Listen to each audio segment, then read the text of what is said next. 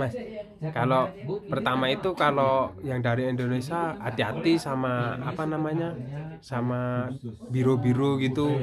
Nah, itu biasanya penipuan ya Mas ya. Biasanya. Tapi ada juga yang ini yang bener-bener dia bisa berangkatin. Tapi kebanyakan penipuan. Kalaupun itu kamu disuruh bayar dulu, jangan mau pokoknya. Nah, kalau mau daftar lewat SIK, harus sabar, jangan menyerah. Ya, pokoknya kuncinya cuma itu. Sabar. Inilah episode 10, kisah pejuang kehidupan Mas Anton, seorang barber yang mencari kerja di New Zealand. Nama lengkapnya Muhammad Anton Rifai. Aha. Panggilannya Anton. Udah berapa lama Mas Anton di sini? Aku sini 3 bulan baru. Nah, jangan lupa bagi yang belum menonton episode 9, tonton dulu karena episode 10 adalah lanjutan dari episode sebelumnya. Sebelum berangkat itu aku langsung dibikinkan kontrak kerja. Jadi langsung dibikinkan kontrak kerja. Aku udah langsung dimasukin ke kontraknya itu dengan bayaran per jamnya itu 29,66 dolar New Zealand. Nah, terus sama itu nanti masih dipotong pajak ya Mas ya. Itu kerja di mana? Aku kerjanya di Auckland, tepatnya di Manukau.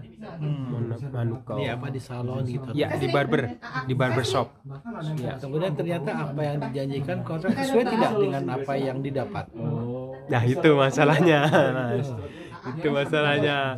Aku datang ke sini kan langsung enggak taunya aku kerja. Udah aku kirain kok ini kerjanya emang kayak gini banget gitu. Keras banget kerjaannya. Dari sehari itu enggak dikasih istirahat sama sekali. Nah, aku kira juga lancar-lancar aja. Oh, emang mungkin kerjaan di sini semua kayak gini. Aku kan juga enggak tahu, Mas. Nah, setelah jalan itu 10 hari. Nah, dan gaji aku pertama turun. Ternyata aku cuma dikasih 10 dolar per jam. Nah. Dan itu kerjanya berapa lama? Aku kerjanya itu berangkat masuk kerja itu 8:30 dan pulangnya itu pasti 7:30, kadang jam 7 malam, kadang jam 7:30 malam baru pulang. Nah itu. Terus gimana? Kok tidak sesuai dengan kontrak? Sempat protes atau enggak? Ya berhubung aku nggak ada siapa-siapa ya di sini, aku jauh dari keluarga, aku juga nggak berani protes, Mas. Nggak berani protes. Aku cuman bilang aja ke temen aku lewat WhatsApp ya, orang yang sama yang di Indo itu, kalau aku ngeluh begini itu ngeluhnya pertama aku sama temen, nggak berani bilang sama keluarga soalnya kan takut ngecewain keluarga ya Mas ya. Jadi berapa lama sempat kerja di situ? Aku kerja di situ cuman 3 minggu Mas. 3 minggu aku udah nyerah.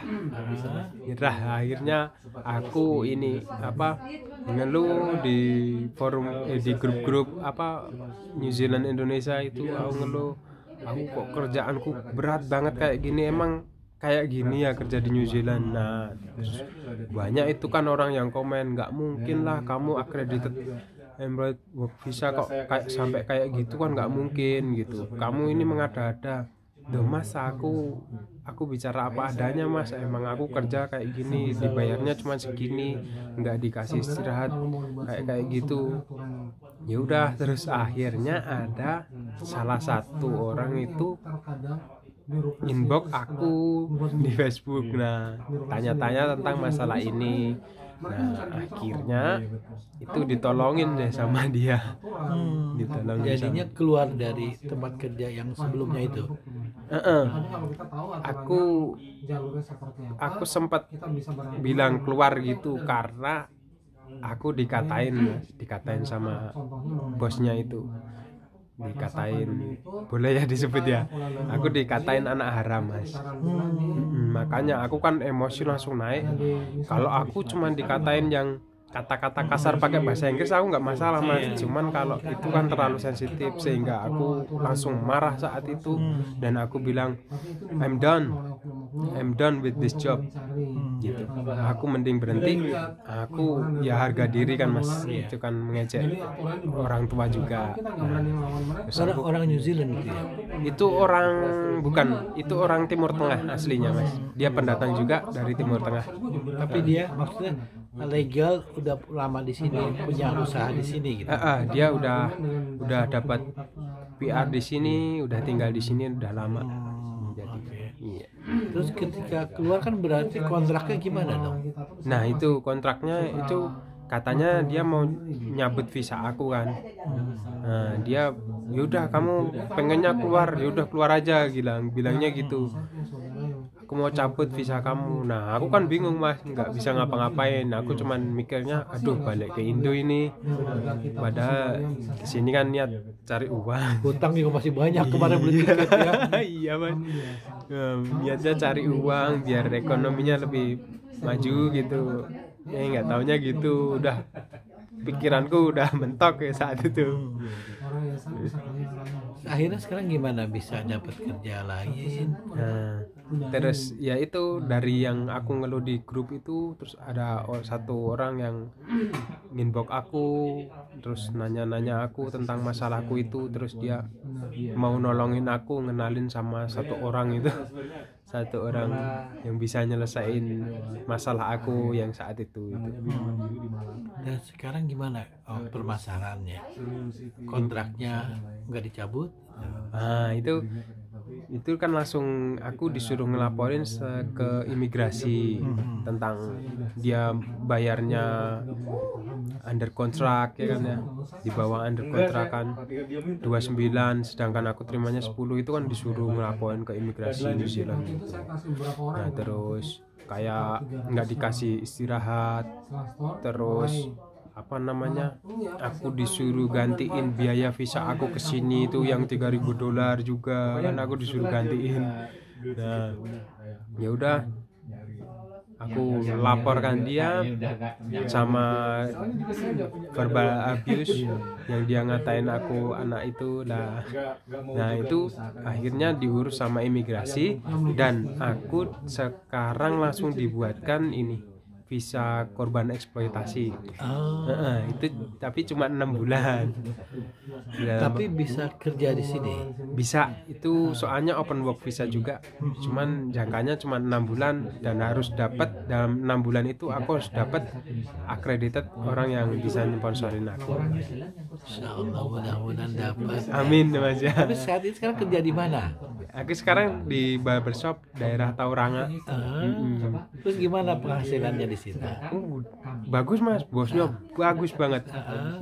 Bosnya itu, walah, kamu mau masuk hari apa aja bilang aja, kamu mau pulang jam berapa aja boleh.